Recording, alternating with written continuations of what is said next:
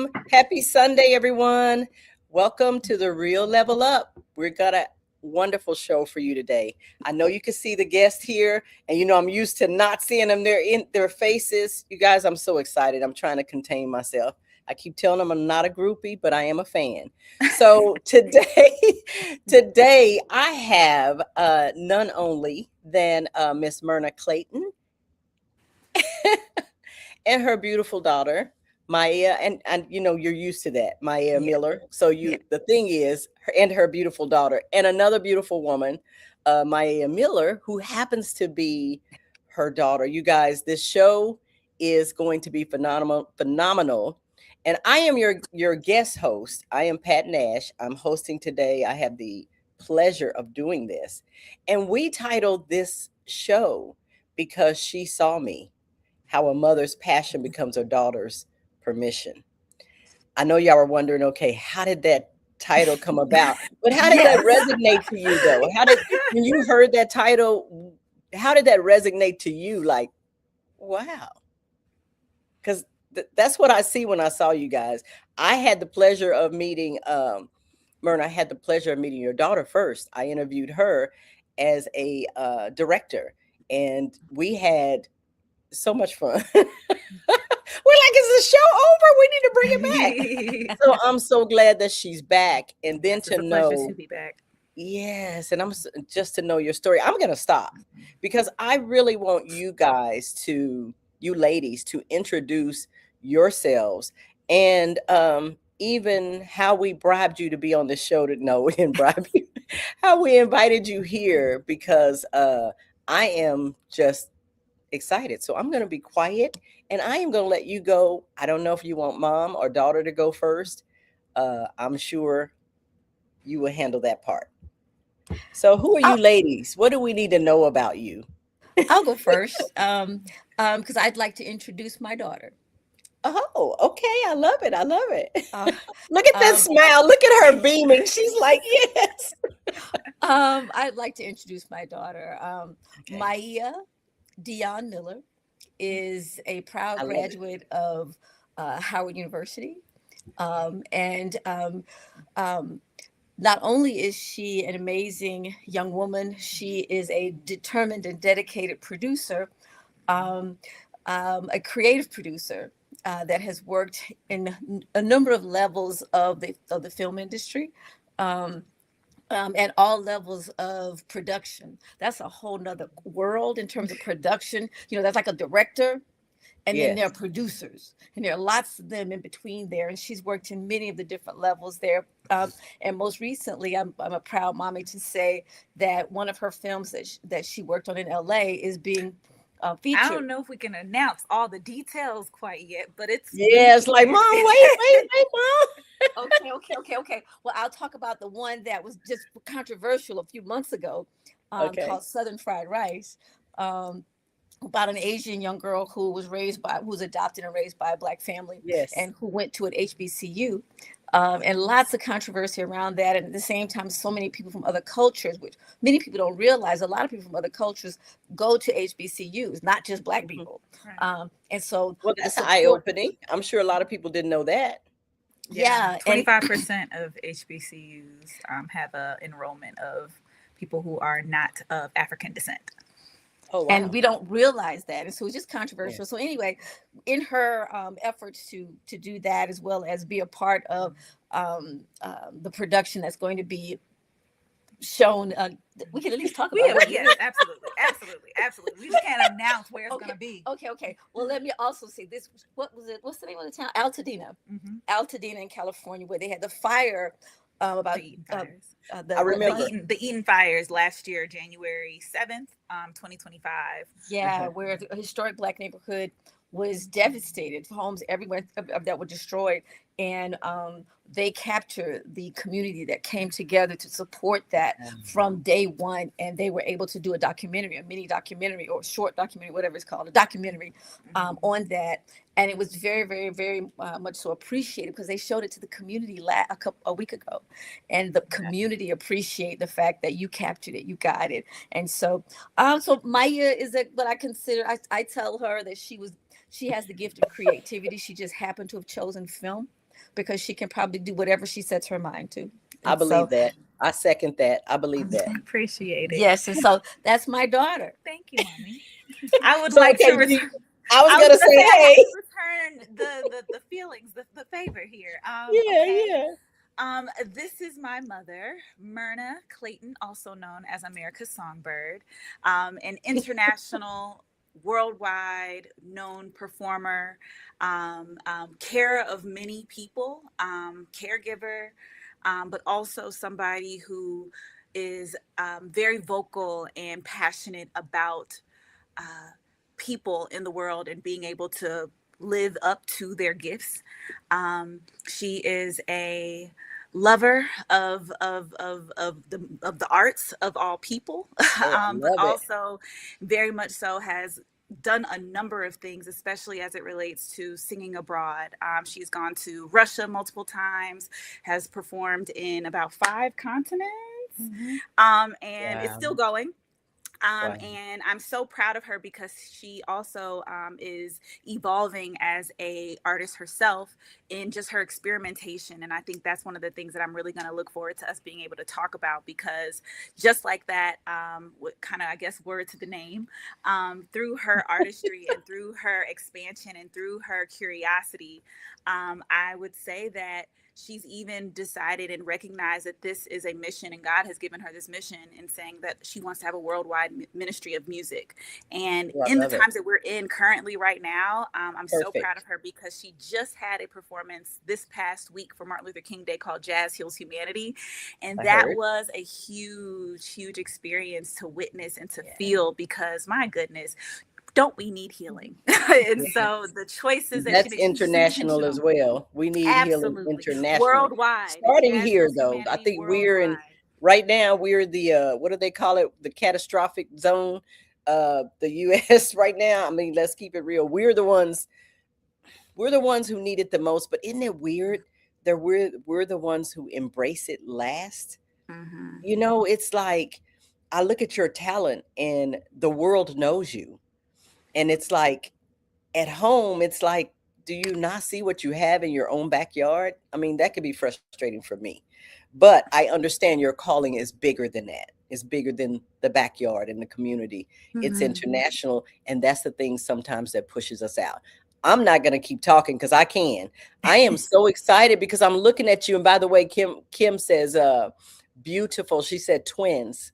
She said you guys are twins. So that would explain why I'm saying you're both beautiful women. So I'm going to ask this question. I'm going to send this to mom.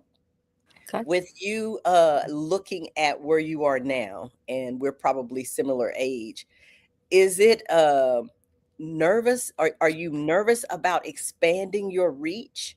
And how do you feel? Well, she already says she's proud of you. Your daughter is watching you. I think that's amazing. You've stepped into legacy already. But how does that make you feel? I mean, you have a fearless daughter, but at our age, I'm gonna say when you get a certain age, people expect you to be knitting somewhere and to be sitting down and saying, "Hey, I'm just telling you what they expect from me. It's not gonna happen. Hey, I've done my thing, and now it's their turn." And I'm like Maia. I'm just proud that you're like, "Oh no, it's time to do something a little different and just go out and do what I do." I mean, we're on the same page. But go ahead, tell me how you feel about it. Um, I'm just getting started. Um, Yes. and I left corporate 30 years ago, Mhm. and that in and of itself, I told people I left a six-figure income to go and pursue my Mhm. passion because I I love it. had my ladder of success leaning against the wrong wall. And as I Mm. was climbing up, I discovered, oh, this isn't what I want to do. So I had to literally climb down the wall, climb down the ladder, get the ladder and move it to a different wall to start over and to stop. And so I'm just getting up I'm just getting going. Within that, had to be caregiver for my mom. And those responsibilities, raise my daughter, Bless those you. responsibilities. And so Bless you. now it finally clicked to me actually this year, this birthday, my birthday was in November. It finally clicked to me, hey, your daughter's grown, your Yeah. mama and your dad have transitioned. They're in heaven doing the do. So there's no reason why you cannot do, because I never wanted to be 60 looking back wishing that I had had not done what my heart's desire was. And it's not about money, it's not about fame, it's about making sure that I'm doing what makes me happy. And that when I say to my friends, I definitely say to my daughter, you know, it's a choice. And we have the opportunity to, everybody doesn't have the opportunity to just kind of choose not to go to work today. I can work from home today. Everybody doesn't have that. And so that's a privilege. And I know that it's a privilege, but it's also a choice. And so I'm not running after money. I'm not going after those types of things. However, money is necessary. I still have to pay the bills. I still have to pay for utilities, pay the mortgage, pay all those things. But I'm happy. And that's what matters. And you know what? This is a good place. I always say, dang, I hate to go to break, but we do have to pay the bills. But I hate to go to break. But at the same time, this is a perfect place, because guess what? Y'all go run and get somebody, because somebody needs to hear this other than me. Okay? We're going to go to break, and we'll be right back.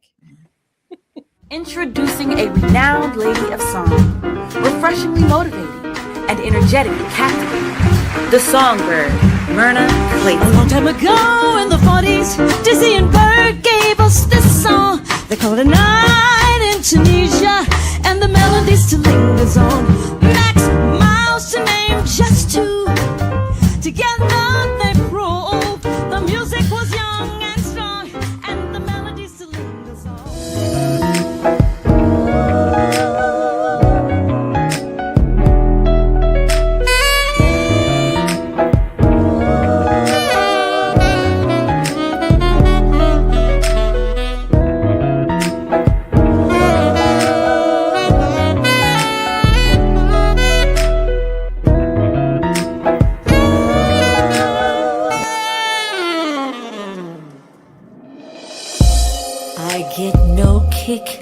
From champagne, mere alcohol doesn't thrill me at all. So tell me, why should it be true that I get a kick out of you? Some get a kick from cocaine. I'm sure that if I took even one sniff, that would bore me terrifically too. Yet we're gonna rock this cup, we're gonna go all night, we're gonna light it up like it's dynamite. 'Cause I told you once, now I told you twice, we gonna light it up like it's dynamite.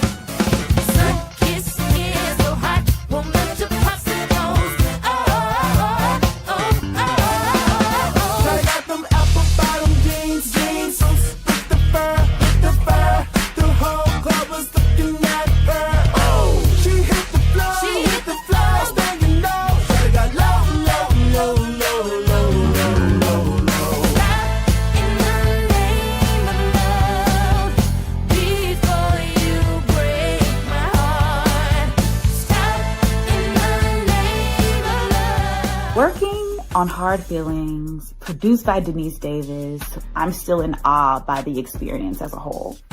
My name's Maia Miller. I am a producer from Atlanta, Georgia. The Find Your People program is a fellowship created by Color Creative for creatives and filmmakers of color. You get the opportunity to work together as a team with a number of super talented creatives to develop, pitch, and produce a short film all within a year's time. This program completely stretched me as a producer. It allowed for me to test my abilities in what I would say was a safe, encouraging environment, even though I was out of my comfort zone. For the most part, it felt like a very safe way to be able to practice and try new things and think outside of the box, because we did have the support system behind us.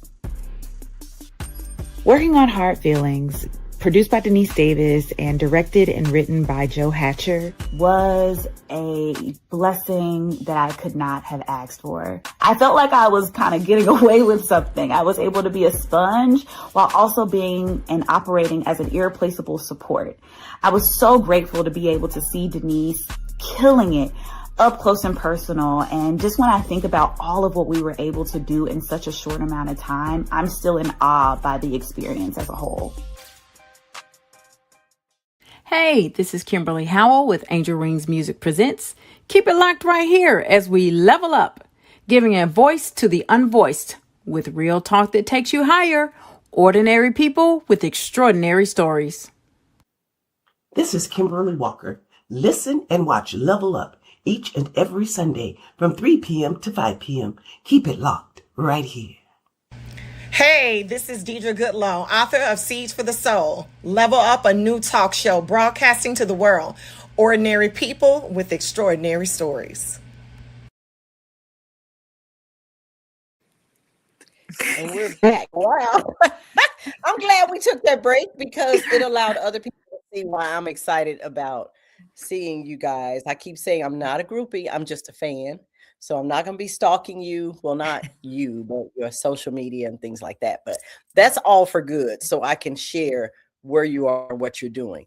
But Myrna, I'm going to let you finish something. You were talking about the importance of leaving and realizing where you are and leaving that and moving. You know, you're actually talking my next class or my next online course, actually moving to what makes you happy and placing your ladder there and starting that climb. So I'm going to say thank you for being transparent in that. And because there's a lot of people on the fence about that. Maia is starting her career, but at any point, I think she understands by watching you. I say kids don't do what we say. They don't. They do what we see. They see us doing. So a lot of times we're really teaching them long before we say anything to them by what we do. So you can rest assured that at any point Maia wants to go in 10 different directions, she's not going to be scared because she's seeing you do it when other people maybe are not so brave. So I don't know if that's necessarily true. And I say that because a lot of times it looks a certain way until you start doing it, and then you get a little bit afraid because it's like, oh, wait a minute, I didn't know you did this, and I didn't know you had to do this, and oh, wait, I didn't know they were going to respond this way. Everybody's different, and you have to have your own personal inner strength and inner confidence to push past the naysayers, to push past, because while I'm supportive, other family members are like, what? You about to what? You know, and so that's in there. I know. That's it. That's in the ear too. And so she has to garner up her own inner strength to learn how to push past all of that. You want to say something? I was just going to say, I think the word is growing your capacity. I feel like, especially in working in the creative space, as it has evolved, you know, like when my mom started performing and things of that nature, it was a very much so different industry in terms of even, let's just talk about it, like, you know, streaming versus, you know, having tangible things around your career. And you know what those metrics were, you know, versus now, everything is so accessible, but there's also so many options. And I think I saw this post about something called the paradox of choice. And so when you have so many choices, it can oftentimes feel overwhelming, you know, on what do I go towards? And that fear around making a decision is something that I feel like for me, I'm constantly in a space of curiosity, but also what she was saying is like, you have to have this inner knowingness. And so I think even just when it comes to different stages of every single production that I work on, you know, I'm gaining something new from that experience, just kind of how I was just talking in the ad about the Find Your People program and specifically the film that I worked on. That was a really new experience for me, but having this willingness and also as you mentioned, the community around you is so important to be able to pour into you, but you also have to be able to pour into yourself. And I think I have learned that my mom does an amazing job at that, because she, for herself, See, just thinking about what she's been able to do by herself, and I say by herself in the sense of, my mom very much so started her own record label when she put out her first album, went out, and when she wanted to travel abroad, she was the one who did that research and found that out. Didn't have, word to JC, but word to, the management and stuff like that, her small team was able to do, but it was her who had the desire, had the passion, and had the stick-to-itiveness the to vision. say, exactly, that I'm going to do this, even if nobody else understands what it is that I'm doing. Can I just jump in? Because Sure. there is a difference. And she makes a very good point. I had roadblocks in front of me. And I had people telling me, no, you're either too old. I was 29 and I was too old, to pursue a music career.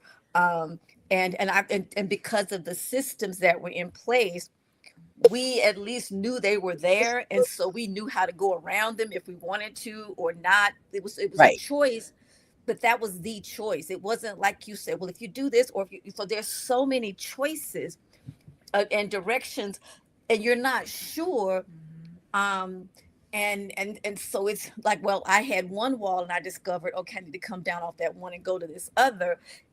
They have hundreds of walls. Hundreds. And you can go spiraling in a certain direction. And Yes. and the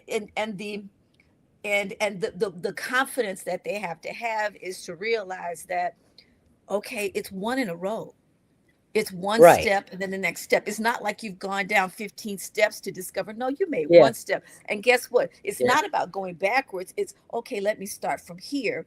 And then Yes, you're not it's the starting next over. You're thing. starting from experience. Okay, I need to go Exactly. over here from experience. Tells me if I stay on this thing too long, Yeah. I'm going to waste a lot of time. So let me go Right. ahead and shift and get over here and make this happen. So And it's you okay both to said shift multiple something. times. It's okay to make Yes, multiple shifts. it's okay. It doesn't mean you failed, right? No, you So learned a lot. somebody is hearing us. I promise you, somebody is hearing us. And what you said when I said, well, the good thing is you're doing it. I'm not saying you do it afraid. I mean, that's part of being brave. Brave is not doing it absent of fear. It's doing it because you are afraid. But your fear, my fear was not dying with all of this inside of me. That was my fear. If I had stayed in corporate America, I would have been some of those people where the numbers go up on Monday for depression, suicide thoughts, because they hate what they do so much. And I do understand, Maia said it, when sometimes you have so many choices that you don't make one because you're afraid to make the wrong one. So that's what I mean by fear will get you stuck. And seeing people like us, women, that, this story is called Ordinary People with Extraordinary Stories. Seeing us take that chance on ourselves to bet on us. Somebody else is out there going, if they can do it, I think I'm going to go ahead in 2026. That gets me excited. I'm going to go ahead in 2026. These ladies are doing it. They are doing it and they're happy. Do I have what I had maybe immediately? Did I have what I had when I left that quote good job? No, but I can see what's greater. And I mean, that's a spiritual thing. Your gift will make room for you. If Yes. you step out in what you were gifted with and you stay in that lane, no matter how many different little detours it can take on the route, the blessing is, it's coming back. It's coming back times 10, times 100, bigger than we even think.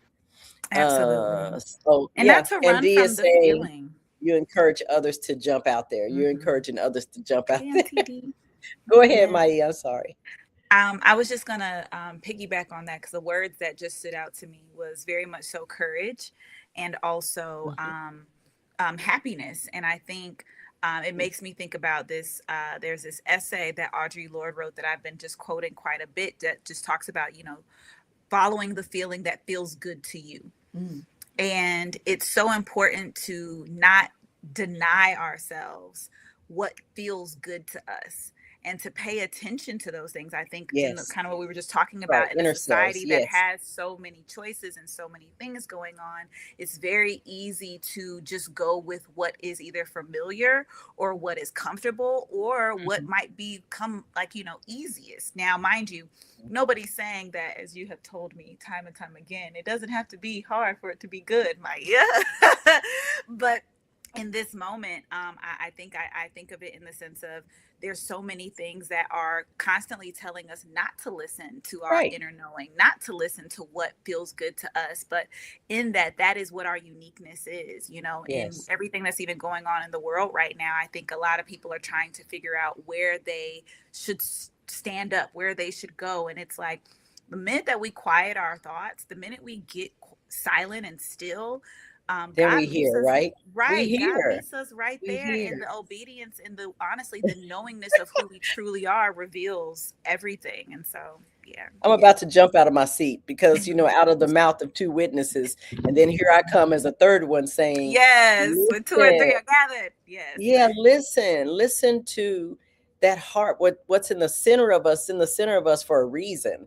Listen to your heart, because out of the mouth the heart speaks. That's why you got to be careful what you say, because some pretty bad stuff could be coming out, and you know what's in here.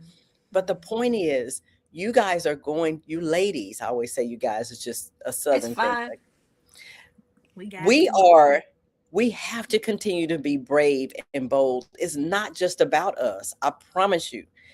Just the same way your daughter is looking at you, I have to be reminded all the time. People are watching you. And what I think is not a big deal, it's me being selfish because I'm going after what I want and what I love and what feels good to me. I feel like it's selfish, but it's necessary to let other people get out of their way. Let's see. Ursula saying, this is why you're meant to place God at the center of your life. When choices feel overwhelming, and there are too many paths to choose from, he will lead you. Very good. Very good. Of course, when you were having that state of confusion, it always helps to know somebody internally that can help steer that thing. So I'm going to ask this question. What's next? You don't have to give me your whole life's mission, but what drives you, seriously, what drives you to keep moving and to say, I'm not dying with all of this inside of me? Because that's my testimony. I refuse. There's a lot of things I want to see. And as long as I am breathing, I'm congested, but as long as I am breathing and I am able to do it, I'm going to keep going. And I think that is an internal spiritual thing too. So tell me, what is it inside of you that's like, I got to get this done. I got to get this. I've been having a lot of inner just talk, self-reflection, and I constantly do that. But one thing that comes to mind actually right now is something that my mom said a while ago. And it was, when are you going to accept that you're going to win? When you have, oh my gosh, I love that. And specifically, like, treating it like it's like, like the fourth quarter. Each time we go into fourth quarter, why do we continuously go into overtime when we know that we're going to win? Where to Miss Ursula, who's her post said, in that knowingness, in that connection with God, we are already victorious. And so in that aspect of things, it's going back to the confidence, is going back to the sureness of knowingness of that whatever I decide to do, I will be successful in it, because I first have to accept that that's what will happen. And two, have to also believe it in my heart and believe it in my words and believe it in my actions. And so when you talk about what keeps me going, I think what it is it's assessment. It's acknowledging what has gotten me to this point where I am, and where and who is it that I be now, and what is it that I am seeking, and what will that require for my tomorrow? What in my today is going to be required out of me to show up for the version of myself that I am believing that I am today and tomorrow and on. And so with that, I wanted to call out because, I've identified myself very much so as a creative producer in film. And Mommy said this earlier about, I'm a creative, I'm an artist, but like I chose film. I'm very much so paying attention to the people before me. And when I say that, a lot of it revolves around, and what I've recently accepted is that I'm a writer.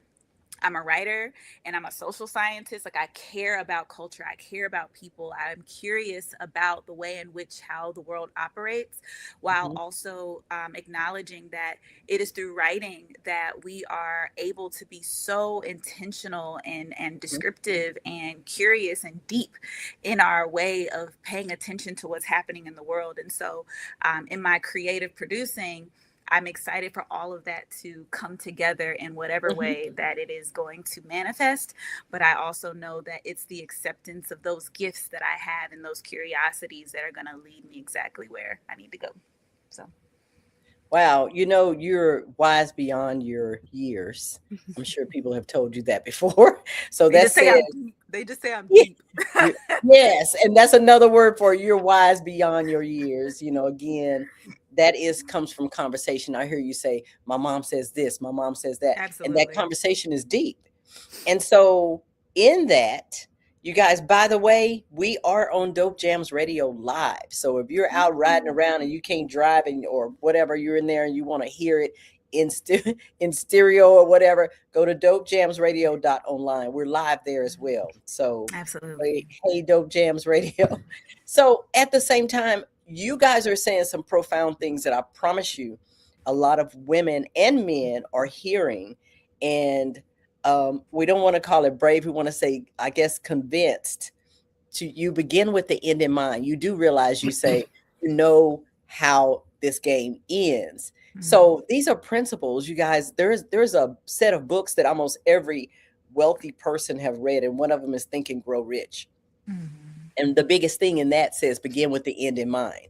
So do you see how spiritual principles are across the board? And it's really funny that people who have that don't use that power of knowledge that they have to be successful in business. They feel like it's two separate things, but it's certainly not. It is a spiritual fact. It is a spiritual laws that we operate in. Begin with the end in mind. If you can see it, you can seize it. If you can see it, you can have it.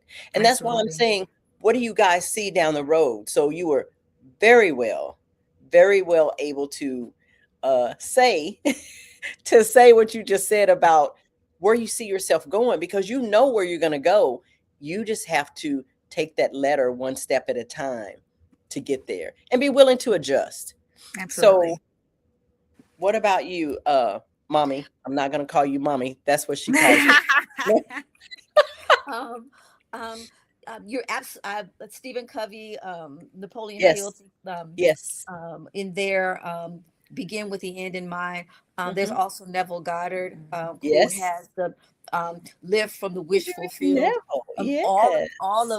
All of that is very much so setting your goal on something and then saying, okay, so how do I get there? But you have to have that mark. And so in my case, I'm looking at the next 5 years. I've been trained to do a strategic plan. Plan, for 5 years out. And how do you do that? And I've been working with Maia since she was in college with a strategic plan. We called it her pathway, but roadmap for her.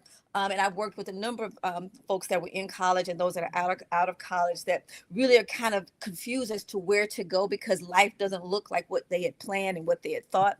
And I know that that's a strategic plan. We could call it whatever it is, but it's where do you see yourself in 5 years and how do you want to get there? And you set those things in place. And so certainly I know how to apply that to myself. That in and of itself was a hard lesson for me, because I knew how to make corporations billions of dollars, but I wasn't applying that to myself. And so it was a real struggle to think about, wait a minute, you're the product, Myrna. You are a corporation. Yes. Yes, you are that. And so it was a transformation of the mind that I'm constantly going through, because I can advise lots of companies and corporations, but I'm talking about myself. And so I have to talk about myself in third person just for me to even process what is being done. And so I'll say Myrna the artist. And so that being said, I'm very much so as an international artist, very much so looking at, now that I have the reign, I'm no longer tethered to Atlanta. I can now I can now go and do some other things. And so I'm very much so looking to learn how to tour. Yeah, I've never toured before because I didn't have that opportunity. I could only be gone for 3 to 4 weeks at a time. And mind you, yes, I've been traveling all over the world, but that was all at 3 to 4 weeks at a time. Hey, I can go to a country for 2 or 3 months now. What? So these are different things. I'm not saying I'm relocating. No, relocating for what? I got a home. You know what I mean? I'm good, but that doesn't mean that I can't spend 2 to 3 months here and 2 to 3 months over here and it be mapped out. And if it doesn't go according to that map, that was my plan. Adjust. And what does God do? God laughs at your plan. God says, Adjust. but I have the mindset to be open to that and the possibility of that. And so mine is global, mine is international. Why? Because something about not being accepted in your homeland is not unique to America. Artists in other countries not say unique the same to thing. Christ either. Yes, exactly. If a prophet is not honored in his own home, that's Right. that's it. And so because That's of that, I say go where you're appreciated, not where you're tolerated. Absolutely. And so I go where I'm appreciated, and if you're not showing me love here, no problem. Not a problem. I'll go where I got it. where there's Yes. love. Trust Where me, there's love. I got it. So that's what's down the road for me. Definitely looking to do a tour. To go more specific, I'm booked February 20th to perform in St. Augustine, Florida. I'm at the Lincolnville Museum, and so we're looking to try to work that into an East Coast tour over this next year. Does that mean 2 to 3 cities at a time? Yes, and then come back and then however God works that out. But the desire is a tour that goes East Coast and then it goes further east, whether that's over to Europe, whether that's over to Africa, whether that's all the way in Japan or China. I don't care. Go back to Russia. I don't care. I'm happy to go wherever the door is open. Myrna's gonna walk through it. Absolutely. I love that. Dave Chappelle said something similar. Okay. He's like, hey, it's easier for me to speak in Dubai. That's why I go. I can use my art and say what I want to say, and I'm not bound by the same thing I'm bound by here. So you go where you are loved. I mean, even let's bring it home. Community. Go where you're loved. I think it's so important who you surround yourself with, especially when you have a vision that will bless so many. You can't afford to let that be killed and destroyed by surrounding yourself with people who don't love and appreciate it. True story. I posted probably about 6 or 7 years ago, one of my hardest times in my life when I was removing my ladder. And removing that ladder, a lot of people fall off that thing that was counting on you to stay over there and hold that thing up. So For them. Had nothing to do with you. I said, if they really analyze it, they didn't love you. They loved you for them. Check that out. They loved you for them, not you. Because if they did, it would be the encouraging. I see everything that's in you. Go do it. I got your back. But no, it was more like people will put you in a position you were never meant to have because it makes them comfortable. They're uncomfortable with you making a shift like that because they can't see where you're going. But guess what? It wasn't given to them. Your vision was not given to them. It was given to you. So when you know what you know, you can move in confidence and trust that the one who created you has the end game in mind. All you got to do is follow the play. That's all you got to do. You got to block all these people that are coming and saying, no, but you should be over here. You don't know what I see. I'm looking down here. So how do you do that? Because I know I have to separate myself from people who love me, but cannot see where I'm going. They tend to want to pull you and try to steer you because they think they're protecting you. How do you deal with that? Oh, that's a word. That's a word. We gotta come back on that one. That was okay. It's happening. I'm telling you. It is happening, and what happens is it makes them uncomfortable for you to grow. And there's a book called The Dream Giver, and that's very much so what that's all about. You're being encouraged not to go because of their discomfort, not your discomfort. And so And so in that, again, as we stated before, you have to know what what your ambition, your desire, your heart's desire is. Yes. And you've got to be true to yourself. And let's meditate on that, you guys. We're going to come back with an answer. I want you to think about it because we're going to take another break. Think about that.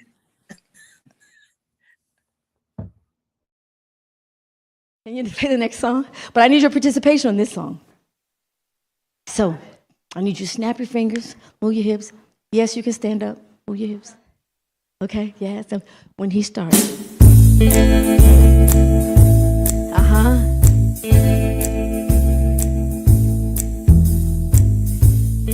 I got any dancers?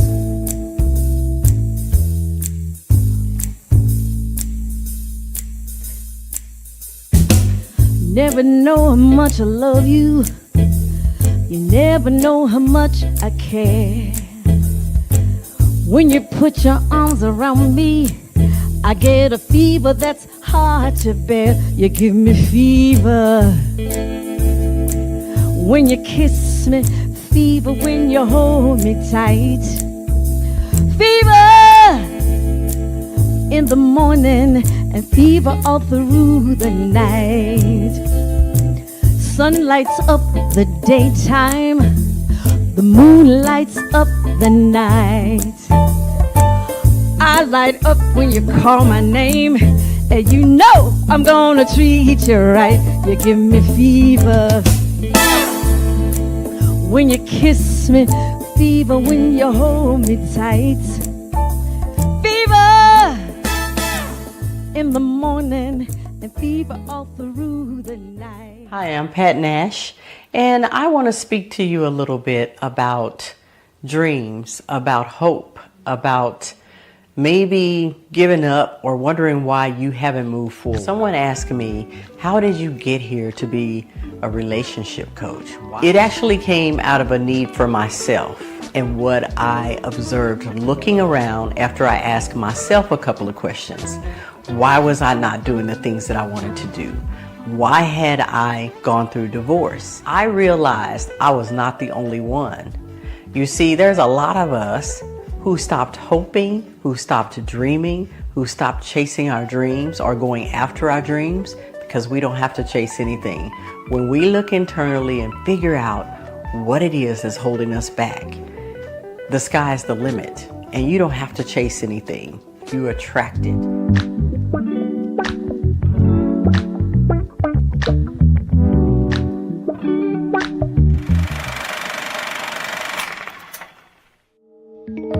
They said it was wrong to promote me, that I wasn't ready, that I would fail. Those who have betrayed me must pay. You're the first black agent. Don't be the last. Revenge is all I have left. The CIA cannot get involved, so you're on your own. Aren't we all? I'm a man who gets what he wants. Just get me the money. You have 24 hours.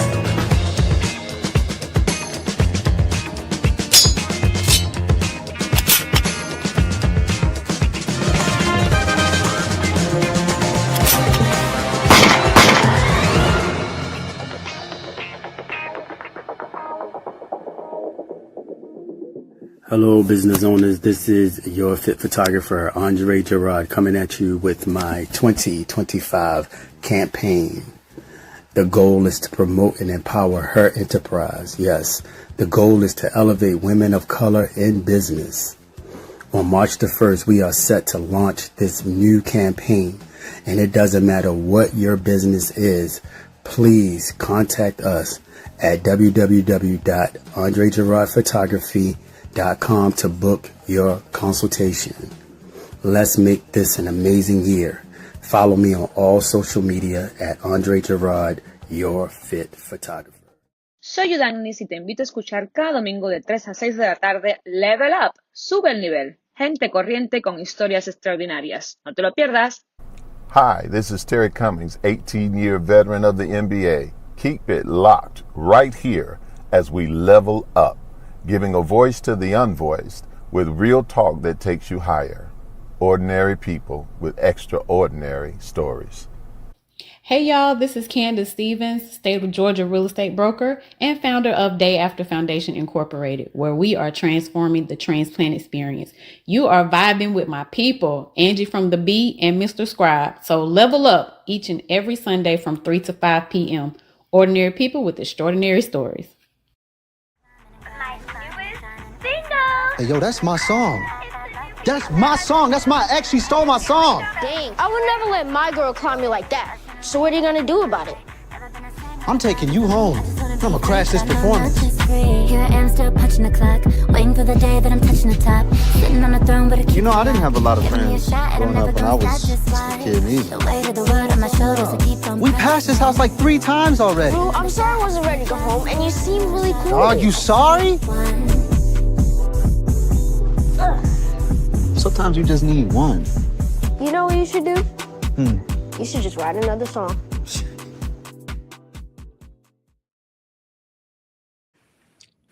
I love that.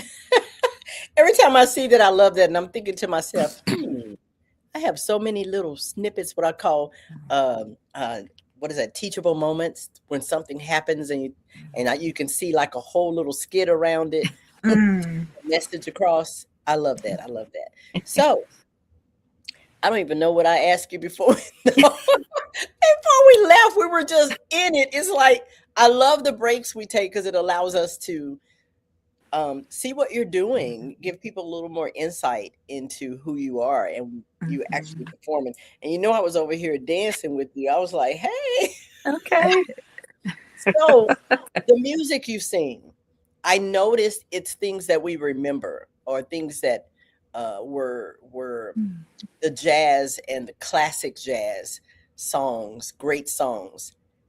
Do you have any of songs that you've written? Thank you for asking. I actually do. I intentionally did not early on release original music because I wasn't in a situation where I understood how to get paid as an artist. Again, not having, that whole thing. And I saw myself able to make more money and more consistent money performing things that people knew, because that way I could connect with the audience and learn what makes them happy. Because as an entertainer, I don't do it for myself. I do it for the paying audience. They came and invested their money. They invested their time to enjoy an evening with me. And so I painstakingly go over songs and I want them to sing with me, sing along with me in the audience. And that involves a connection with the audience. And so I intentionally do that. I began writing music. I've got right now like 3 or 4 songs, actually more than that, but that not have been released. But I've released now 3 songs. And again, things are very different today. If you aren't making money before, you darn sure aren't making it today. And so the investment in terms of investing for band, for the writing, for the studio time, are you recouping that money? And again, this is my business mind that's getting in the way of my artistic mind, because I'm like, now, because you're forced to have these streaming platforms and so the music becomes marketing as opposed for a show.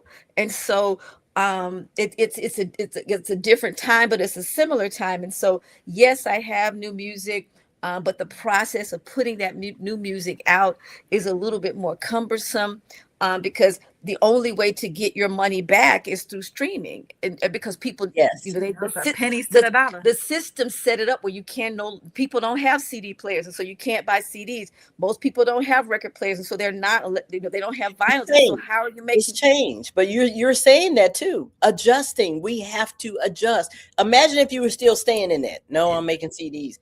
If you were staying in that. So Mary Goolsby, our diamond in the house, that's kind of her lane, her expertise. And I know we're learning so much from her about monetizing your music.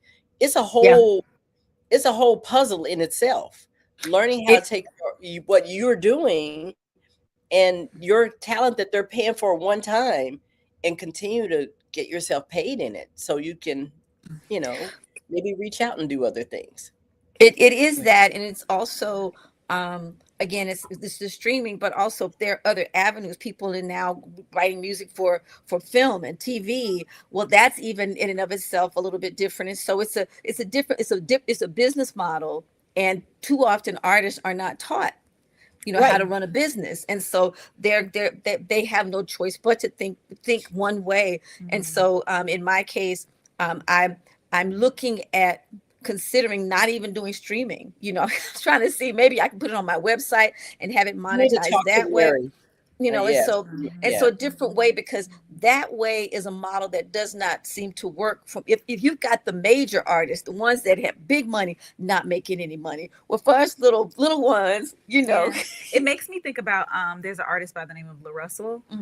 He's based out of the Bay Area, and he is really very much so an engaging independent rapper. But what he does is he really connects to the people in a way that feels very tangible. He does pop-up concerts and things of that nature, and he also recently released an album, and it made it to where people could donate what they wanted to pay, which I think was a really interesting model. That's cool. And it was really awesome. And I think it's getting, when you mentioned community earlier, I very much so feel like we're getting back to the realization that it's the only way, but also we've been sold a false reality of what community is via social media. It's a great way to be able to see what's going on, but it's not tangible, it's not accessible, it's not something that you can feel actively, because it's so, what we were saying earlier, it's so many options. You might see it on your timeline, you might see it for 2 minutes and feel something, but then you're scrolling and you're seeing something about the president or something like that, and you might not see it because of the algorithm. Well, I said that, right, because of the algorithm. And the other piece of that, not to cut you off, but I do want to also throw this in here too, and that is, Prince had it right way back in the day, where he made up things available to his community. You came to his site, and so you paid to be a part of his team, and so you got all kinds of really cool stuff. And so I've not really seen any persons. That doesn't mean that they're not doing it. I just am not seen it. But I'm really looking at other avenues to really build my fan base, and I call them my fan friends, because they do come to my show, but I've got people all over the world, and they can't come. So how can we tap in a different way that's very authentic, that they can communicate with me, but at the same time, I ain't trying to be on social media having conversation, talking, and I can't talk back to you, or through the texting and all of that. So that's great, but there's a different way. And so this is a different time, and so there's a better way. We just got to find it. At the end of the day. Yeah, and you will, because what is happening, because as you're going, the law of attraction kicks in, and then people you need in your life is attached to you. That's what happened to me. My short story is, I was doing this live, just letting my family know during COVID that I was okay. So I was going live, and in the evening time, I have a glass of wine. I'm just talking. I'm like talking about divorce and marriage and some stuff I went through, and not realizing, just being authentic like we are now, and sharing the struggles, the joys, and all of that. Someone was being helped by that. Now that is the power of social media. So Mary Goolsby, she's our diamond in the house, and we call her the manager. She's made that part. And I'm learning in community, Maia, we find people who love staying in their lane. Absolutely. Angee is a business partner of mine, and we don't work with anybody that has to get off of what they're doing to work with us. Because I just believe if you stay in your lane and you're an expert in your lane, you're going to fit nicely into the plan. So as you're in the community, you're connected. The community is there's going to be somebody over for every problem. There is a person. I know just how to do that. Absolutely. I can help you with that. I can help you with that. Can you help me with this 5-year plan? Because that's my struggle. I can help you with this part. I'm telling you, community is the way. And with me going back and forth and going to Africa, they've had this forever. Community was forever for them. We're just learning it, and I really hope we embrace it. That's Dallas, y'all. Excuse me. I'm going to have to put on these to read that. There is a site called Bandcamp, he's saying, bandcamp.com, that allows artists to create a campaign and share music. They also allow people to put your music for whatever To they buy want. your music. It's indie artist friendly. So again, we have that in Level Up Nation. We have people who are right where you are. And as you know, Angee's husband, you saw her band. He's a musician. Everybody's having to shift. And with AI coming in, you guys, with AI coming in, it's a whole nother ball game. I'm telling you. And it's here. It's not going anywhere. So as a fan and certified in it, I'm like thinking, I think it's a lie when they say they can't teach an old dog new tricks. Thank God I'm not a dog, because you better learn some new tricks in this season, because it's changing. And if we really want to get our gift out there, we're going to have to make some adjustments. Absolutely. And I love it. I'm here for it. I think it's exciting. That's me. I might be a little cray cray, but I think it's exciting as things come, and you have two options: to just be like, okay, I give up, or let me try this. I like trying new things. So, hey, he said, ladies and gentlemen, if you have to leave this video present, you can also listen on Dope Jams. He's making sure we understand we're there. Yes. So, and I did have a friend just text me and said, I'm gonna have to watch it later. I had to go back to work. So she may want to log on to Dope Jams. So so if someone came to you and said, because I get this all the time, is it too late? And my mom says, or my cousin say, or my husband says, or my wife said, look, you better keep your day job. We don't have time for dreamers. Have you heard that before? How did you deal with that? I certainly have, from lots of people. Maia, have you? I don't want to take it could take a minute, so let me just ask you: have you, from your peers? I think I have quite supportive peers, and that's beautiful. I also would say, though, I think especially as a millennial, like the way in which adulthood, my mom in her 30s looks very different than me in my 30s, just based off of where society is right now. And so as we're adjusting in what it means to be an adult, what it means to be successful, I think for me, I'm really trying to identify what that means for me. And so, I think one of the big things is the blessing and the privilege of being able to go out on experiences, and even sometimes even accompany my mother on her performances abroad. One of my first times ever doing that actually was in the 8th grade. She pulled me out of school for a few months. And well, it wasn't a few months, it was like a month. It was like 6 weeks. But she traveled in Germany with the gospel chorus, and that was my first time going out the country. And it was like, the ability to know that you can, it's both and, it's sometimes so much it's like bigger than here, Yeah, it's like the either or is not something that I think I have necessarily come into agreement with. Of course, choice is important, but there's also understanding that in the pivot, in the decision making, just know that still hold true to what the desire is, but don't go backwards. But just imagine and be clear of what it is, how you can continue on to be what. clear. Right. Did you write it down, Maia, when you decided what you want to do? Because I encourage people to write it. Please write it. I'm definitely, look, my journal right now is filled with a lot of decisions and choices. And one of my friends who I was actually talking to recently was saying, like, we have to fight for our choices. Like, we have to be willing to fight for our choices. And so word to Jabari, I think he might be listening in, but that was a really necessary conversation. Look, shout out to him. Then go ahead. I'm sorry.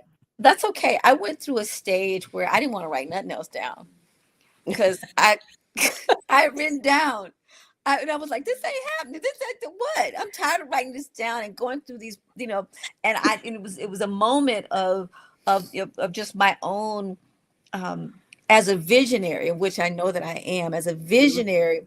Mm-hmm. The things that God has shown me to be done are not things that will take a week or a month, and I had to get to the point where I accepted that, oh, this is a sign that this is happening. And even if it's just like a sand-sized thing, isn't that cool? know.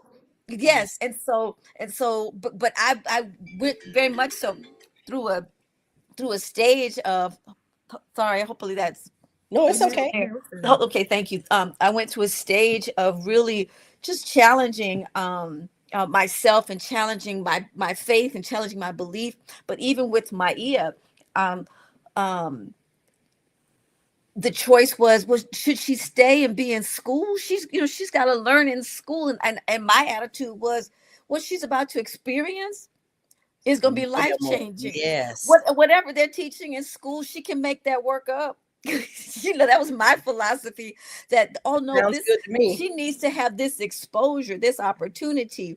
And okay, so what if perfect attendance? That's nice, but what's she gonna get, a certificate at graduation for perfect attendance? These types of things were just not in the exposure and the opportunity for me. Obviously, other people have different viewpoints, but for me, it was very much so. Oh, she needs to see, and in that experience, here she was. She became the videographer and the photographer for the entire troupe, because no one had anybody to take pictures as proof that they were there. And so in every theater where we performed, Maia was there and was able to pick the best seat in the house, because she was there before everybody else, and handpick her position to take the right kind of photos. She had like 5-6 cameras and one video. She was videotaping for people. Here she was, eighth grade. This was my start. Eighth grade. Yes, but think about that, because you went outside of the line with your daughter and exposed her. I'm telling you, there is nothing like seeing other things. Here's the funny thing, Pat. I didn't have a camera, so I don't have any proof of I didn't have a camera. He had it. But she took everybody else had cameras. And so she took theirs, and so they had it. But my daughter was their videographer. But nonetheless, yes, it was a wonderful experience in that. And so from that, she then went on to do other things and locally in Atlanta to experience, filmmaking, video, and where she is today. And one would argue that, okay, she's also had wonderful exposure in the film things now that she's interested in writing. She's been able to witness other film writers, other books, these things. You just never know how it's going to manifest. She needed to, it's almost like the Tyler Perry. In order for him to be the filmmaker that he is, you had to have plays.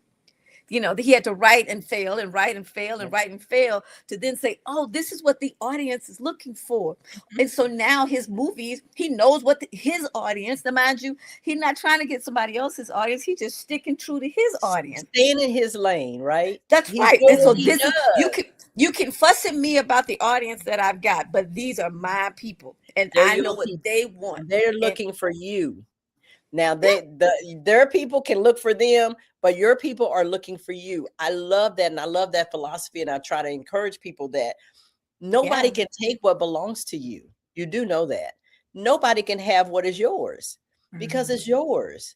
And so you don't have to struggle. You don't have to compete. You don't have to compare. All you got to do is create. If you stay in your creative space and stay in your lane, it's coming. It says, D says, folks aren't. Okay. Folks who aren't. Thank you. Y'all could read that too. That's okay. Help a sister out. Folks who aren't brown have an approach to child rearing. There you go. And I think you used some non-traditional approaches with her, but it made her a very well-rounded young woman. And that is why she speaks with wisdom and authority. It's what you're exposed to. You can't expect to act a certain way if they're not exposed. I have to stop expecting other people, me and other people. I've been exposed to different things, but I expect people to respond sometimes how I respond. But my bishop says this, and he's so wise. He said, we have to be careful when we judge people because they probably made the best choice that they could with what they had. Yeah. They may have had these choices. We may have had these. So exposure is key. I'm saying I love travel because of what it exposes you to. You learn other cultures. You learn, hey, this world is bigger than me. I think I think that can save people's lives. It can. Do you agree? I definitely do. I was even going to say, I do have to give even just credit to my my education growing up, because my mom was very, unique in where she placed me. But I love what it has created, because I find how it's, it has played a huge role into who I am. Yes. I went to a Quaker school growing up, where we used to do like silent meetings and literally being silent for marginalized communities, where we were being very much so intentional about those spaces. And then going to an Afrocentric school, which very much so, we took classes like worldview, and our, classes in English were teaching us about Tupac Shakur. So, she learned my eye. Right. Like very much so.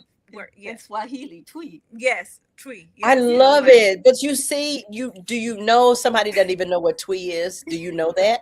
I was one of them until I went to Ghana.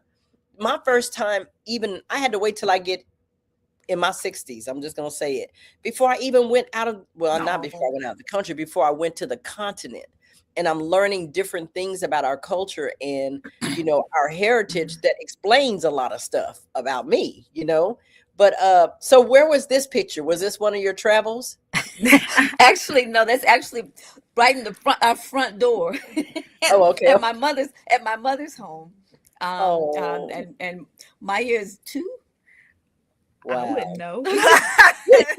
She's like, I don't know. I just know I was cute. I don't know how old I was at that point. Suit, I love the jean on jean. Yes, we were coordinating. Yeah, y'all were twinsies even back then. Yes, I love it. I always wanted a daughter. I have 2 sons, and now I had to get granddaughters and daughter-in-laws.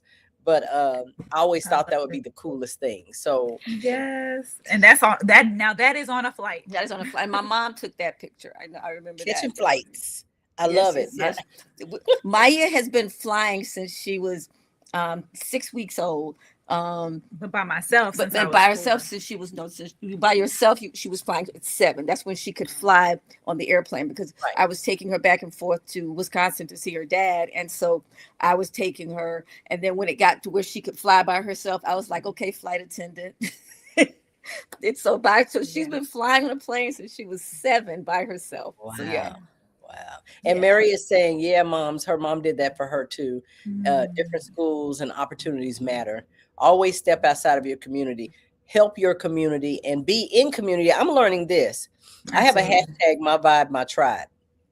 Being tribal myself, I attach to people who think like we have relatives because we were born in the family, but then you have family that are born of the heart. They understand where you're going. They encourage you and help you get through some things. So you ladies are fortunate to be family that support each other, because a lot of people are dealing outside of that. And I know we're coming up shortly on a break, but I'm going to ask you when we get back to answer this question. How do you, I think I kind of know, you kind of gave a hint that I was going to say, how do you keep going, and do you guys help each other? Because Myrna, you said something that's key. You stop writing stuff down. I write the big picture. I don't do the 5-year, okay, this month I want to be here, 6 months from here, because I'm learning what you just said. Sometimes you're like, oh my God, is this ever going to work? And then that one little thing happens. You're like, there it is. I'm still in the right place. That one little thing. But we have to be careful to see that. So when we come back, let's talk to the audience. Let me get some water, about how to keep going when you have that big view picture and everything doesn't look perfect. That makes sense. Yeah, for sure. All right. For the next break.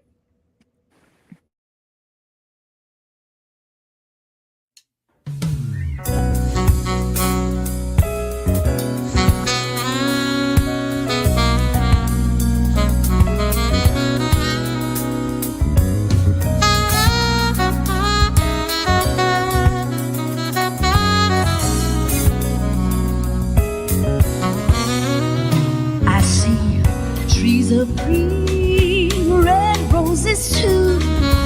I see them bloom for me and for you. Then I think to myself, What a wonderful world. I see skies of blue, clouds of white, a bright blessed day, a dark sacred night. Then I think to myself, what a wonderful world. The colors of the rainbow, they are so pretty in the sky. They are also on the faces of people passing by. I see friends shaking hands, saying, how do you do? They're really saying, I love you. I hear babies cry, I watch them grow. They'll know so much more than you and I will ever know. Then I think to myself, what a wonderful world. Come on, Ron.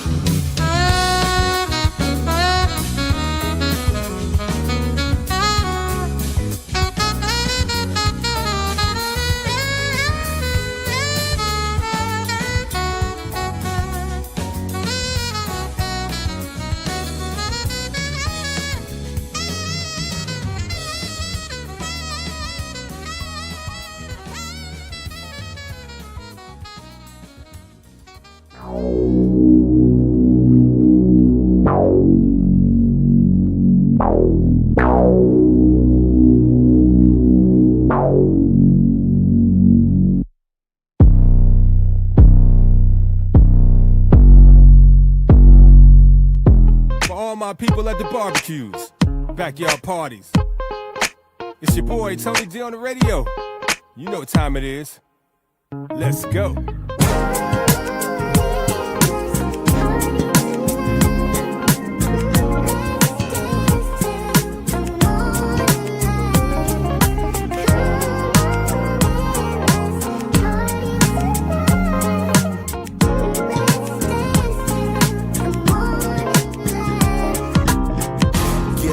It's a party tonight.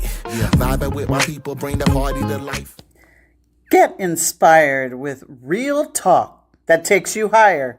Like me, Rebecca Outlaw of Tickle Mites LLC. Level up Sundays from 3 to 5 p.m. Ordinary people with extraordinary stories. Hey, this is Shantia Warren of Hams Farm and Assurance Wellness. Keep it locked right here as we level up, giving a voice to the unvoiced, with real talk that takes you higher, ordinary people with extraordinary stories. Hey, this is Ro Brady of Ro Writes for You. Keep it locked right here as we level up, giving a voice to the unvoiced, with real talk that takes you higher, ordinary people with extraordinary stories.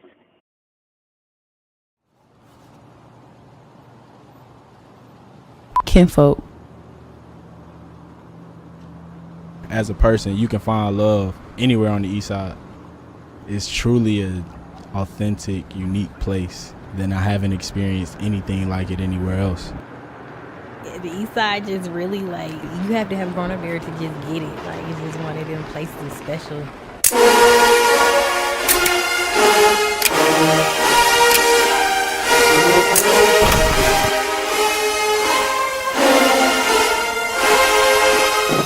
You know what I'm saying? East side, this shit don't stop, man. You already know, man. We the best side if you ask me.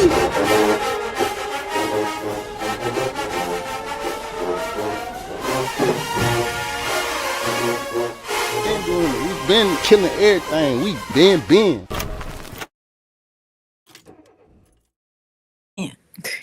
Wow. We've been.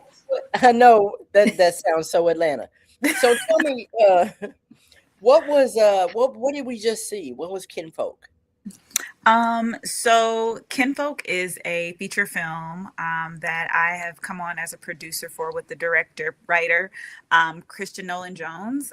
We have worked together on a number of projects, and one of them in particular was a festival darling called Glitter Ain't Gold. And so that was the proof of concept where Kinfolk is literally a love story to the east side of Atlanta, but also to the city of Atlanta, especially for the millennial folk. And I say that in terms of anybody who can appreciate the early 2000s and just what was happening in transition. And so I think one thing that I love about this story, and that the story that Christian has cultivated, is it's a memory piece. I think with the world changing so much, and especially in certain cities that we have, Right.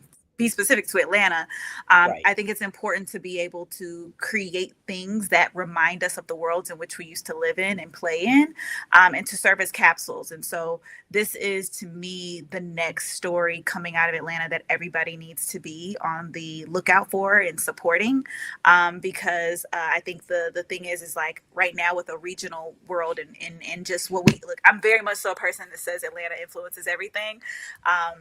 And I do feel like, shout out to BAME Joiner. Right. Shout out to BAME. Shout out to Atlanta Influences Everything and the guys over there, ladies over there. But with this story, we're really wanting to be able to show the importance of telling homegrown stories about friendship, about your community. And this is very much so that with Kinfolk. So really excited for more to come out about that. And we are still looking for people who are interested in connecting to be able to support us making this story possible. Okay. Look, count me in too.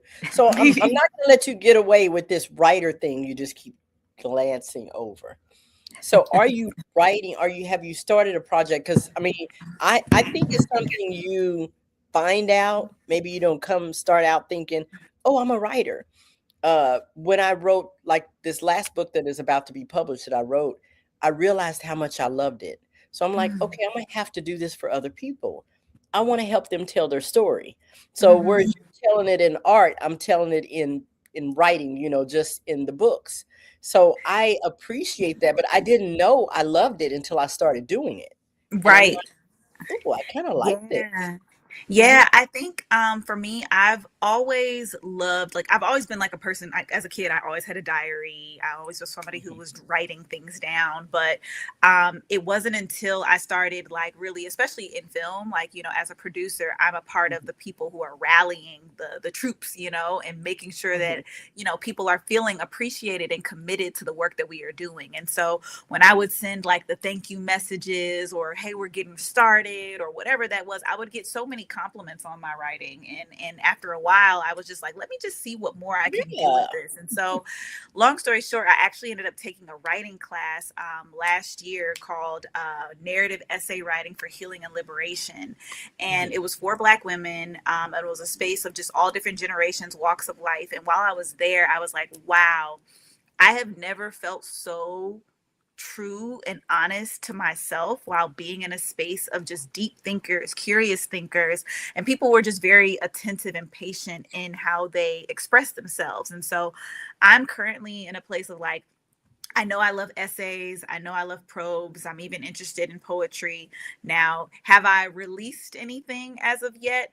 I think the closest thing I have done was when I was doing my annual catch-up messages, but I'm now very much so committed to growing this craft and appreciating the craft. And I'm currently reading this book about Black women writers at work, where they talk to Maya Angelou, Nikki Giovanni, Sonia Sanchez, Toni Morris, I can go on, and they're talking about their process. And what I'm loving is I'm loving being in a space of research and reading and hearing about how other writers come to their process, so that I cannot be as edit brain or overthinking about my process, because I'm newly identifying myself as this, but I want to make sure that I'm giving myself the grace that the legends were giving themselves. And so I'm really loving this, just allowing myself to learn and have fun. And as my mom says, find delight in the journey. I love it. So I'm watching how the title of this is so appropriate. I hear your mom talking about all the books that she's read, personal development, naming people like Neville and what is it? Napoleon Hill, Stephen Covey. Napoleon Hill. Oh yes, Napoleon Hill. I mean, he was the first one to me that really tapped into the gift of thinking into the things that you want. Now, interesting enough, Bob Proctor is one of my mentors. I've been studying his book. Yeah, Change Your Paradigm, Change Your Life. Do you know there is a part in there that says actually that if you study the art and the skill of being an actress or an actor, that helps you fulfill your vision because you're thinking it and you're becoming it. So becoming is the process.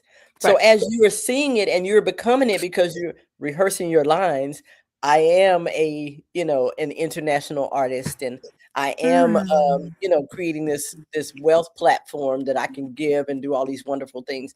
As you're walking into that and you rehearse that, I love that. part, you're living it, and before you know it, it's showtime. You're in what you created. I just think I'm like, okay, I might have to go and take up study the skill of acting. Just Absolutely. They talk about improv. yeah. And you're playing a role. Yes. You're playing a role in your life and what you your want life. it to look like. Right. Not looking at what it is now. You're understanding the whole process. When you're making a film, you have a part to play. You know what it's going to be on the screen, but it's unique that you have your own part to play. And so as you're studying that and being the best you can, all these other people are coming to make this thing work. Our dreams are kind of the same way. So I'm excited about what you guys are going to be doing in the future. But I do want to stop talking and let you share. You know what's going to be more valuable right now? People are connecting with you and they want to follow you and they want to know, how do I get in touch with you? How do I support these women at this point? How do I get to see the famous Myrna Clayton sing? And I love live music. It just does something for me. Me Oh too. gosh, it is nothing like it. I mean, you can sit in here and have surround sound, but when you're watching the artist actually performing that song, I'll go to the hole in the wall. I'll go anywhere so I can see Same here. someone actually Yeah. playing and putting their heart and soul into the music. There is nothing like it. So if I can jump in with that, because that's Yes. something that's critically to me important, because the more and more society tries to isolate us and have us watch live things at home by ourselves, we lose the connectivity of community. Yes. We have a shared experience. You can do a high five to your neighbor who's at the table next to you or the seat next to you. You don't even know this person, Yes. but now all of a sudden we got a Y'all are connection. singing and dancing together, never seen Right. each other. And Music. that makes the production unique to that show.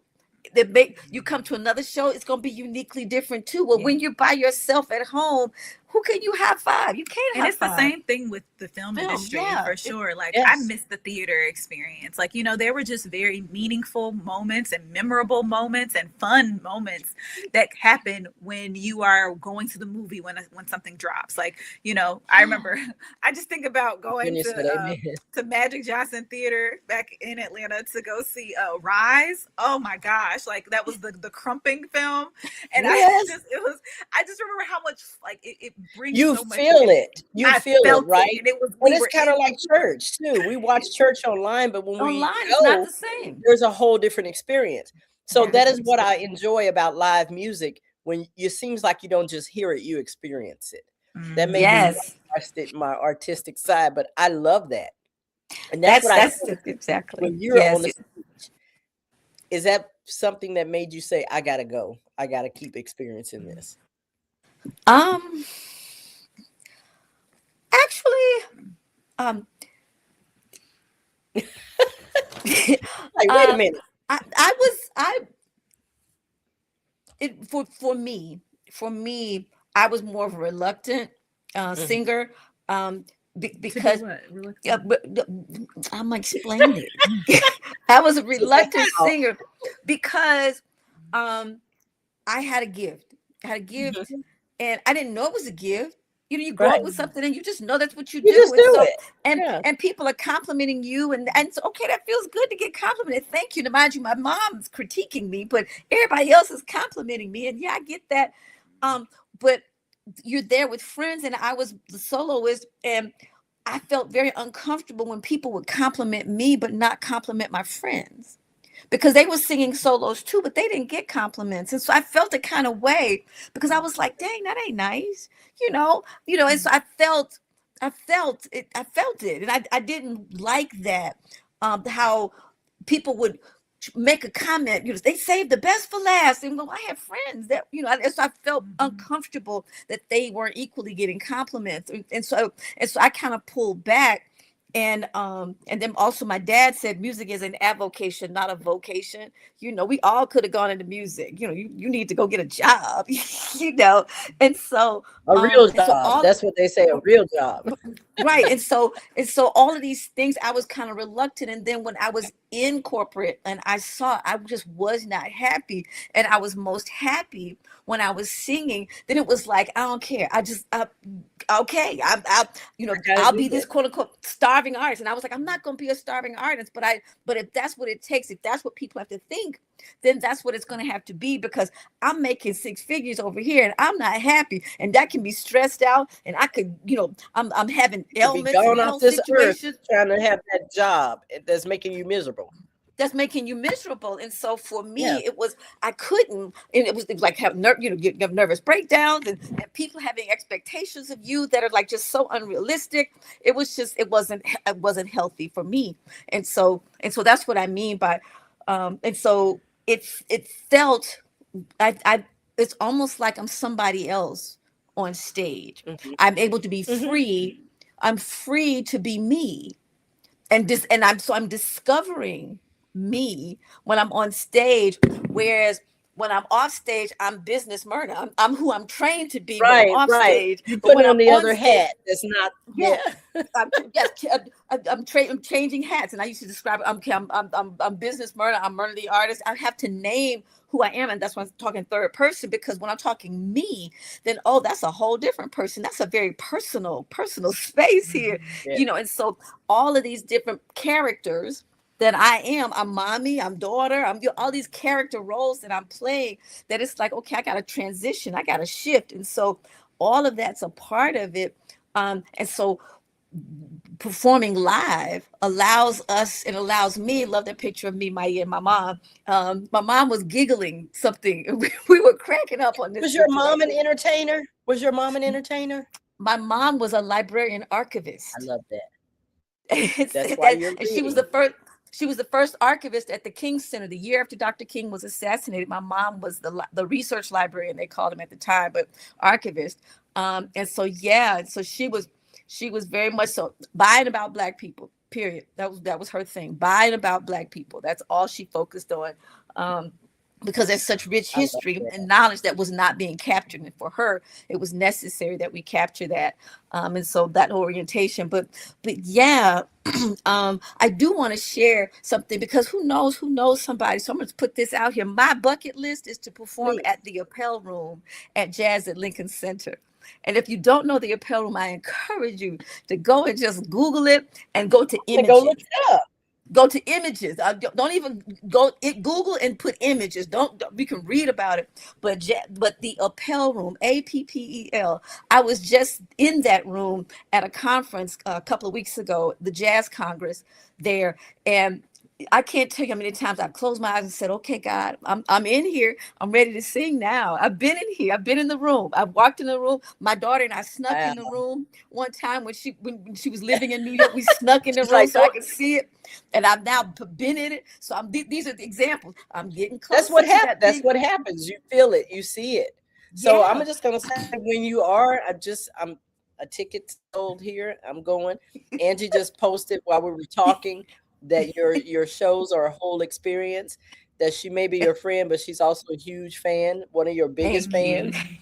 Thank you. And, it is an experience. I tried to figure out what you're supposed to Myrna Clayton band or the Myrna Clayton. No, it's an experience. It's an experience for me. And that's why you call it that, right? Yeah, that's why it's the Myrna Clayton experience, because I love it. We're gonna have a good time. We're gonna have a good time. I can't wait. You're gonna have to tell everybody where to go and at least see what you have planned. I mean, I know some stuff will be thrown in there. I believe that people will be booking you, but what you have planned for the year, there has to be a place where people can go and you find see that picture. Look at that. Look at that backdrop. Wow. Look at the backdrop. That's the backstage. That's backstage. You're overlooking Central Park on Broadway. Wow. Wow. That is beautiful. I can see it, girl. I can see it. Thank you. I see it too. It's the feeling. It's the feeling. That's what makes it happen. I see my seat right there, maybe third or fourth row, depending on. I can see right there. So yes. Yes, and Maya's got some new projects. I want to just make sure that she look. That's my thing. Maya, what's Please, going on with you? please. I will say the upcoming project that we were talking about a little bit earlier, it's a documentary. We talked about it when I came on last year. Yes. Called Heroes, but the name has actually shifted to When the Sky Turns Orange. And the focus of it is what we were saying is about the Eaton fire that took place January 7th in Altadena, California, but also in the surrounding areas. There were a lot of things going on in LA, and our biggest focus was being able to tell a story that the community could feel seen in, could rally behind, but also to feel that the efforts are continuous. Because I think one of the big things that stood out to me was what one of our featured interviewees said. The Pasadena NAACP president, Brandon Lamar, said that it is that natural disasters do not discriminate, relief efforts do. And this was really important for us to be able to do. And the director and creator of this, VP Edwards, is somebody that I met through the Find Your People program a number of years ago. Well, we were the inaugural class, but this is a story that is very near and dear to him because he is from the Altadena community. And so I'm very pleased with being behind this project, because I think more than ever we need to tell stories that, yes, give us, escapism and release and things of that nature, but also who are preserving the stories of people who are living their lives in a way that is constantly in current change and effect, and what's happening right now. And so I'm really excited. We will be premiering it at a festival next month. And we're really excited to see what the outpour of that is going to be. And we had, like my mom said, a screening during the anniversary of it, and the community rally behind us. And so to me, that was the most important screening. And now we can go and just feel like we have the city of Altadena's support behind us. So I just want to chime in. If I could just chime in one quick time with Maya. The community is still recovering. Absolutely. This is a year later. And when you have traumatic things, and when the system doesn't come to support you, then you're leaning on the community. People lost their houses. This is not one house. This is a whole community of hundreds of homes. With no disaster relief? It's not in the way in which it should be. There's a lot of people who are trying to take advantage of the losses of homes. This is a larger, Black community, but really it's diverse in a lot of ways. But it was the community first responders who decided to take it upon themselves, because let's be real, when it comes to the government, when it comes to certain, policies in place, they take a long time. And it's like, we need the support now. And the people who are actually physically in the community were able to show up for the community. And so they're still making those efforts now, and we're just a year later, and it's still not yet done. But we see that in multiple places. You see that with Katrina. You saw that with Puerto Rico. You see that with Hawaii. When it comes to in Jamaica, like there's a ton of people that are in tons of places, fill in the blank, that have needed the support, and for some reason we can find money to be able to give the president billions of dollars in ways, but offered people in Greenland $100,000 to each person. It's like, well, we got Detroit over here. We got places in America that need help. What are you saying? Well, that is a traditional thing. I mean, I know hey, we're talking real, we're talking friends, we're talking family, we're talking community. It has been slow when it's come to Black and brown people in our community in the USA. And that's why I said USA has some healing to do. It's and not denial.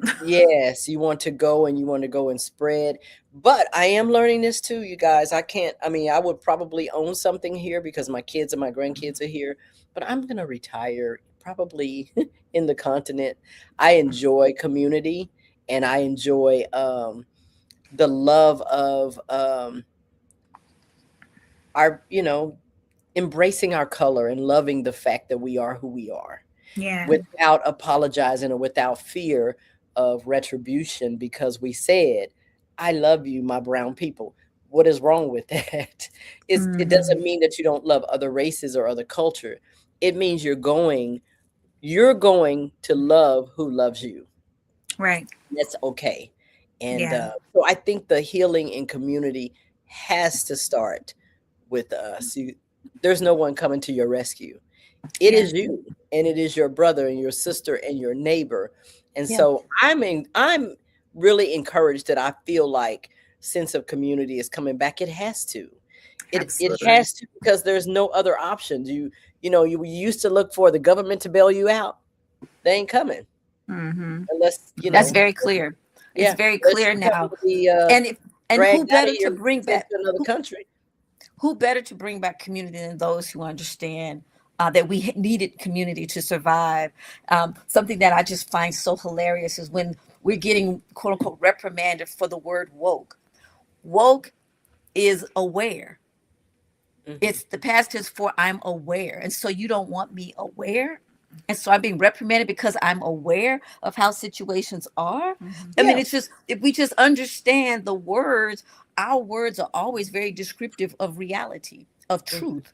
And so if we're rejected because you're not appreciating our now knowledge, we're just calling it what it is. And so you want to reject this truth. And so you want us to stay in falsehood. And that's very much so a colonizer's way. Yeah. Now she's like, but there is a bright side to this. I love it. Bring it on home, honey. Well, I guess it just makes me think of just this beautiful space that we are in, where we're talking about travel, we're talking about community, and just when it comes to the Black American experience as a whole, and just really what I would even say is it's like cultural exchange. I think it's a beautiful time what's happening right now across the world, but more specifically, it makes me think about what Nikki Giovanni says about Black Americans, how she says, like, because we are not comfortable anywhere, we can be comfortable everywhere. So no matter where we go, whether we go to Africa, whether we go to New Zealand, whether we go to the UK, there is what she says, the Black American consciousness has finally assumed dominance all over the world. And I think, because of the way in which that this society and this economy and this country has very much so been in denial for a very long time, it has woken us up in a lot of ways to where now our reality is waking up the rest of the world, and you can't deny it. And so I'm excited for where we are right now in this society, because it's what we just said. It's undeniable to be able to see the power, the voice, the gusto that is coming out of what it means to be I just wanted to say woke. And what I love about that, you guys, let me say this to my sisters and my brothers of another color. Absolutely. In every struggle we have been in, there have been people who are woke that are not African American. Absolutely. And they are, but they're aware of saying that there is a problem. They're still not denying that there is a problem. It's about oppression. I love that. I love that. It's about being honest with what is going on around you, because we're only as healthy as the secrets we keep and as the lies we tell ourselves. So I like that. The something that I wanted, because of the challenges of going abroad right now, especially through the State Department, because we're on pause due to a pause in funding. One of the things that I started doing in 2018, after I came back from, actually started, the idea came when I came back from Russia, but certainly 2018, 2019 is there are a number of persons from other countries and other cultures here in the United States. We just happen not to be aware of them. They are aware of us. We go to work with them. We go, they do our hair, they do our nails. We eat at their restaurants, but we don't know anything about their culture. But they know everything about our culture. And what has to happen, and this is something that's very near to me, is my desire is to do cultural exchange inside of America, because we're the ones who are losing out. We're not aware. We're not aware. We need to be able to appreciate the South Korean, the Chinese, the Ghanaian or the Nigerian that is there, the Japanese, the French person, all persons from other cultures that are here in this country that works next door, in the next cubicle, the next office from us, and ask them, so how's your family? How are you? Tell Yeah. me about can you teach me your language? Anything just to show interest Yes. in who It's they are as a person. Because again, we come with our myopic view. It's like, oh, nobody else matters but us. And we're the ones who are losing out. We are the ones who are ignorant to the fact. And so something very necessary to me is if you don't, is that cultural engagement. It's exchange, but it's an engagement. And I also say, if you don't like Mexican people, then damn it, stop eating Mexican food. Because if they were not here in this country, we would not have the delectable taste of that. You don't like Chinese people, then stop eating Chinese food. Because if they weren't here, we would not have that. And that list goes on to French cuisine. It goes to Jamaican. It goes to every. And we're just talking food at that. Yes. Way more than that. It's But far yeah. more. Yeah, But it it's is. like It you is. don't. It definitely is. But it's like that's the basic level. The, And if you don't, what people can understand. Yeah. right. Yeah. Because if you don't connect to that culture, then recognize what your culture brings and what you would be having as a culture if it wasn't for the variety that exists here in this country. But then you would have to give acknowledge to all the wonderful things that we enjoy now, because people of African descent created them. So a lot of those things you could say, okay, stop using these. But the point is, you don't have to be a racist to point it out, no more than you have to be a car to point out there is a car. You understand the difference between someone who is being honest and embracing and respectful and of everyone, regardless of the color of their skin or the language they speak, or the food they eat. You can obviously see that. And so when you said woke, I think woke means shaking yourself out of this false reality, or taking the blue pill because we're in the matrix, to realize it is what it is. It is what it is. And name it and do something about it or not. Absolutely. But the point is, still name it. I think that's a healing place. A healing place is name. Yeah. So it absolutely is. Yes. Call it what it is so we can call go it what from it there. is. That's it. I mean, I think that's one of the 12 steps, right? In order to be healed of something seriously, you have to say what you need healing from. And so I think it's beautiful that we're all in some way, especially you ladies, are in that realm of art, because art has a way of healing people. Absolutely. Books, movies, music, definitely. It all has a way of healing people. So I'm appreciative that you guys have a worldview from early. That was no accident. You have a worldview from early, and now fast forward, all of that stuff that you experience is coming now into it's coming now to create what you were meant to do, and that's be a voice, a songstress to the world, or to share movies. By the way, Maia, you probably already know this. I'm over in Africa trying to making connections and making brothers and sisters, and want to take my talk show there, and so we could have a platform to talk about things that are real. Do you know they see us? Do you know they see us? And they see African Americans, and their heart, we're thinking they're like, oh my gosh, I want to be in America. And they're like, why don't they just come home? They're not being treated right. That's what they're thinking. And then in the way of movies, what you're doing is invaluable, because you're allowing people to see real community among brown and Black people, because they're saying something totally different, because it's always twisted. We're always drug dealers or prostitutes or loud, or it's important to see the young man who loves his little brother, the sister who is there for her sister in a wholesome way, people who are coming together to help their neighbors build something. That's the real stuff. And I think hats off to you for showing that, because people are watching the same way you watch your mother. People are watching the stuff that we create. And right now, my brothers in Africa are watching this, or my sisters in Africa are watching this, and they hear us having the real conversations. So I don't know. I know we don't have much time left, but I could just talk to you ladies all day, because this is my lane, this is my vibe, this is my tribe right here.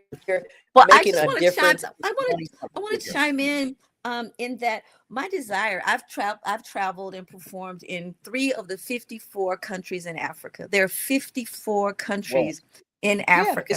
I want to perform in all of them. And when I'm talking about the continent, I am saying, so which country are you referring to? Where are you going? Where are you talking about? Because we have to acknowledge that it's 54 countries, 54 independent countries. There's only one country that's the United States, and you can fit 5 or 6 United States into the continent of Africa. And so it's huge. It's huge. And every, just like Georgia is different from New York, is different from LA, every country is different. Absolutely. But they try to group it together, you know. Correct. As if it's one ubiquitous space. And so different. Thank God it's different. Thank God they're so uniquely themselves. It makes me think about I've been talking about just there's these 2 guys right now whose experience I'm really enjoying seeing. There's a streamer, I Show Speed, who's been going on a tour around Africa, like 28 countries in 28 days, and he is just a curious, open-minded guy who is like very excited about what he's experiencing, and also seeing the differences in what he's experiencing from, like, you know, East Africa to Northern Africa to Western Africa. And he started in South Africa, so he's really hit all the different regions, but not all the different countries. But the second person that I'm really loving is the guy, his name is Joe Damon. He's actually here from New Zealand, and he's Black presenting, but get this, he's actually from New Zealand, and he's doing an African-American tour, specifically in the South. And so loving what is happening as it relates to how these conversations are going. So feeling good. you know, this time goes so fast, doesn't it? So we have probably about 4 minutes left before we check out, and then, you know, they run the end of the shows, the commercials or whatever. So if you had to walk away with today, she saw me and they gave her permission to be who she is. Y'all, we have that with, I mean, we have a unique responsibility and an opportunity that a whole lot of people are seeing us. And we want to give them permission to just do it. So give me a quick, your philosophy or what you would say to get somebody out of that rut and get moving. I think I would say to really be in a space of self-assessment and acceptance. In order to be able to decide what you want next, you have to identify where you've been, where you are, so that you can be able to decide and use that as a place of foundation for you to move ahead. I think oftentimes we are moving so quickly, and oftentimes moving based off of what we're familiar with. And like I said earlier, now is the time to, with the world as it is right now, we're pivoting. We're seeing the shifts. We're seeing the movement. And what does that look like when it requires you to identify, are the things that I've been doing still fulfilling me in the same way? Is it bringing happiness? And if it's not, do the journey for you to figure out what that is, because your life requires and it's necessary for you to be true and live a life that is worth living, that you can be proud of when it's all said and done. Adding and building on that, the airplanes have it correct. Put the oxygen mask on yourself first before you can help anybody else. You really need to be self-centered, not selfish and all these other things, but self is first, because you can't help anybody else until you're okay. And so take the time to be still and listen to that Christ within, that inner voice, that's God in you, so that you can then be able to value. There's richness in you. There's huge amounts of greatness in you. But if you don't sit still and just assess, as she said, assess, what am I good at? And next thing is, do I like doing that? If I don't like doing it, okay, well, what are you good at that you like doing? And spend your energy there, because that's where you'll flourish. Yes, that's where you'll flourish. You're good at it. We're good at a lot of things, but we may not like to do it. Right. And so lean into that and to value that within yourself, because you didn't give it to yourself. Period. No, sure didn't. Y'all, that was wisdom. And I'm just I'm just believing that somebody heard this and it's going to make a difference. And if y'all do, y'all come back and let us know, because it's important to keep it going. It's funny. I think I said the same thing in my mind. I was like, be quiet, get still, be quiet, and be honest. And then ask yourself that one question. If time and money was not an issue, what would I be doing? Absolutely. Yes. Helps. So thank you. You guys can come back anytime. Thank you, Virginia, my friend Virginia. She said, very good conversation. And Grace said it was very enlightening. You ladies are powerful all by yourself. But together, as he said, what's the word? Together, you're a force. So I just want to say thank you for bringing that force. And that thank you, Ms. Pat. Thank you. Thank you. I love it. Every time I talk to you ladies, I'm like, okay, I'll probably be up all night again. I have a t-shirt that I'm getting made that said, my dreams keep me awake. I love it. I love That's it. me. You like it? You like it? Okay. please. But you guys, that is our show, and I hate to go. Thank you, Level Up. Thank you. Thank you. The real Level Up, where we talk to, these are way more than ordinary people, but they have extraordinary stories and extraordinary gifts. So thank you all for giving from what you were given. I appreciate you. Thank you. I love you. Amen. Thank you.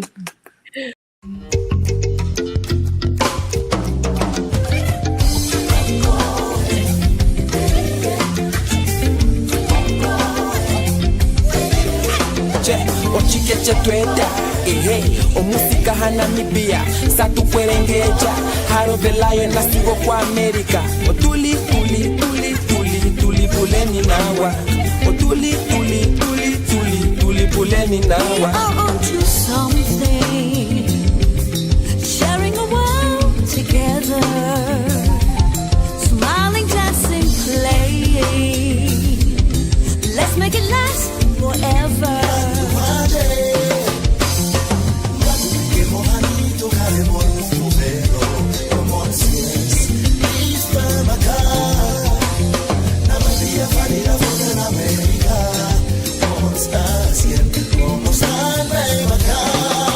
Hello from America, Namibia, sharing our world, 'cause that's what we're here for.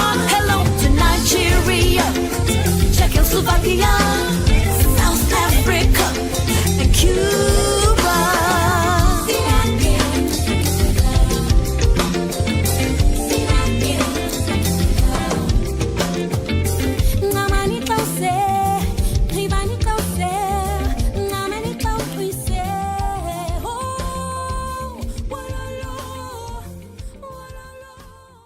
Rhythm Reflections, Echoes from the Soul, invites readers on a poetic journey through the layers of life.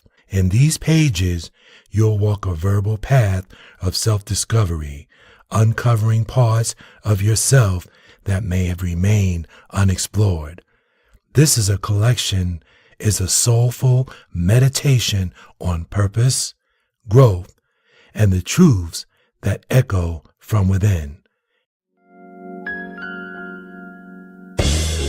Don't touch that dial. Just chill for a while. Keep it locked with my man Tony D. Welcome to something new, something you're not used to. It's fresh and guaranteed to bless. New Artist Profile. Yeah, it's a new day with a new sound. Keep it locked, you're listening to the new Artist Profile. Thank God for music, new music on the radio. Artist Profile.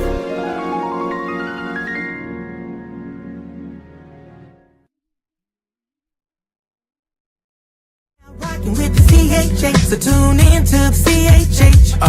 Yeah, this is the theme song, not an interlude. CHH with Kim and Birdie, I hope you're in the mood. For a special guest in the interviews, supporting the kingdom, and we continue to bring it to you non-stop. Yo, the Souls of Pop, Sunday night, 7 Central, we all in your spot. Facebook, Instagram, YouTube, keep it locked. We level up nation, we rising to the top. Yo, it's a Holy Ghost party, get your groove on. The KB double player, keep your move on. You can make the convertible if you groove strong. Come on and get your praise on for about an hour long. Shout out to Kim, yo, this is our song. You can check the time zone, the show's coming on. Tell your friends to tune in, we won't steer you wrong. CHH for Kim and Birdie, tap in and cheer along. You're now rocking with the CHH, so tune in to the CHH. Straight from the heart, yeah.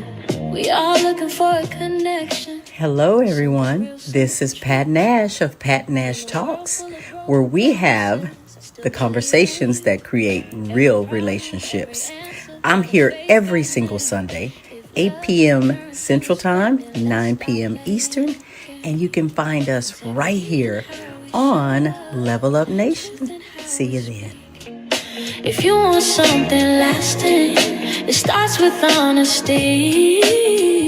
Relationships are the new currency. That's how we all get rich. Straight from the heart, real conversations, yeah.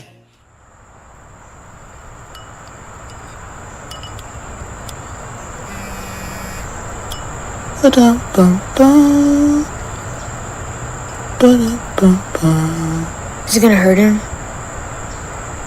You know it's not. Still, can't we just bury him regular? It's what he wanted. Wrote it down and everything. Gotta respect that.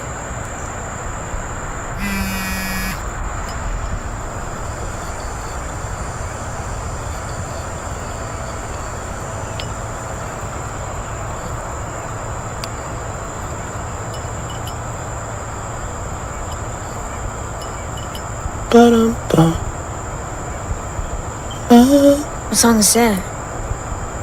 I don't know. Just woke up with it. And trying to rack my brain, trying to remember where it's from. They should make a Shazam for that.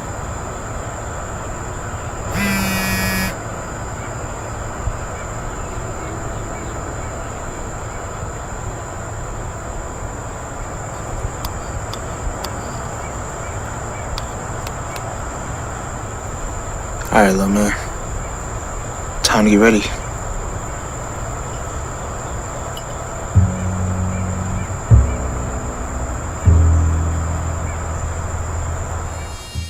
I miss him too.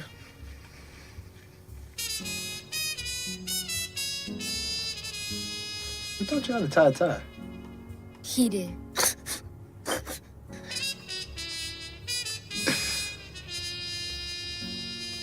It's about that time. You ready?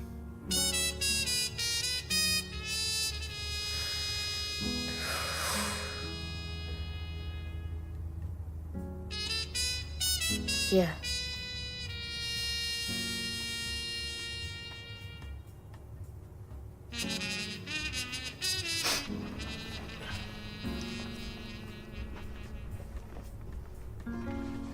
You heard that little horn lick? It's so cool. Lick? It's when the